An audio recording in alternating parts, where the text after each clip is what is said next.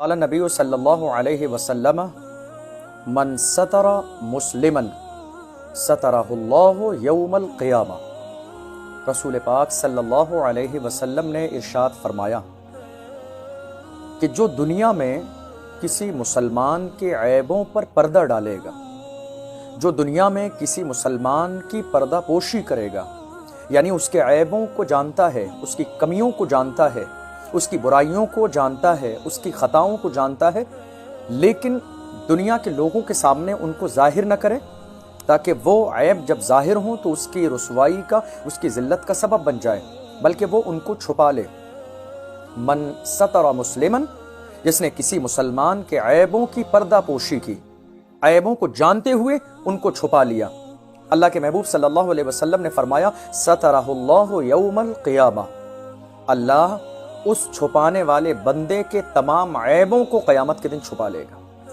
سبحان اللہ۔ آپ ذرا غور کیجئے، اللہ کے محبوب صلی اللہ علیہ وسلم کا کتنا عظیم الشان پیغام ہے امت مسلمہ کے نام، کہ اگر آپ دنیا میں کسی مسلمان کے کسی عیب کو جانتے ہیں، کسی کمی کو جانتے ہیں، کوئی ایسا عیب کہ جو دنیا کی نگاہوں کے سامنے آ جائے تو وہ اس کی ذلت اور رسوائی کا سبب بن جائے۔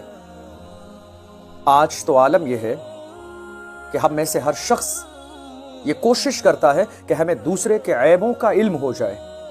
ہم میں سے ہر شخص کی یہ ممکن کوشش ہوتی ہے کہ دوسرے کے عیب ہمیں پتہ چل جائیں تاکہ اس کی کمزوری ہماری نگاہوں کے سامنے ہو، اس کی کمزوری ہمارے ہاتھوں میں ہو اور اس کے ذریعے ہم اس کو کمزور کر سکیں۔ ہمارے معاشرے میں آج ہماری کچھ مائیں اور بہنیں بھی اس گناہ میں ملوث ہیں۔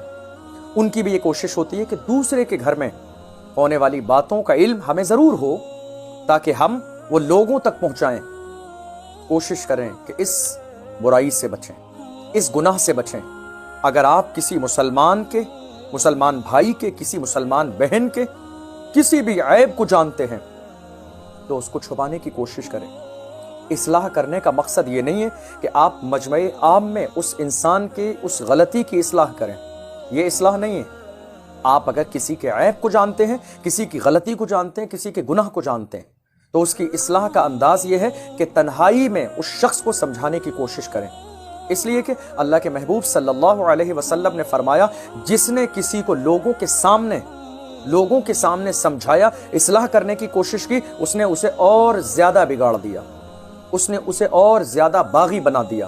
اصلاح کرنے کا یہ انداز نہیں ہے، بلکہ اصلاح کرنے کا انداز یہ ہے کہ اگر واقعی ہمیں اس انسان سے محبت ہے تو ہم اسے تنہائی میں سمجھانے کی کوشش کریں گے تاکہ وہ اپنے گناہ پر شرمندہ ہو اور اللہ کی بارگاہ میں توبہ کر لے۔ اصلاح کی کوشش ہم تنہائی میں کریں تاکہ ہماری زبان سے نکلنے والا جملہ اس شخص کے دل پر اثر کرے۔ تو اللہ کے محبوب صلی اللہ علیہ وسلم کے فرمان کو خود بھی یاد رکھیں اور لوگوں کو بھی سمجھانے کی کوشش کریں۔ قال نبی صلی اللہ علیہ وسلم من ستر مسلمن سترہ اللہ یوم القیامہ، کہ جس نے کسی مسلمان کے عیبوں کی پردہ پوشی کی، اللہ قیامت کے دن اس کے عیبوں کی پردہ پوشی فرمائے گا۔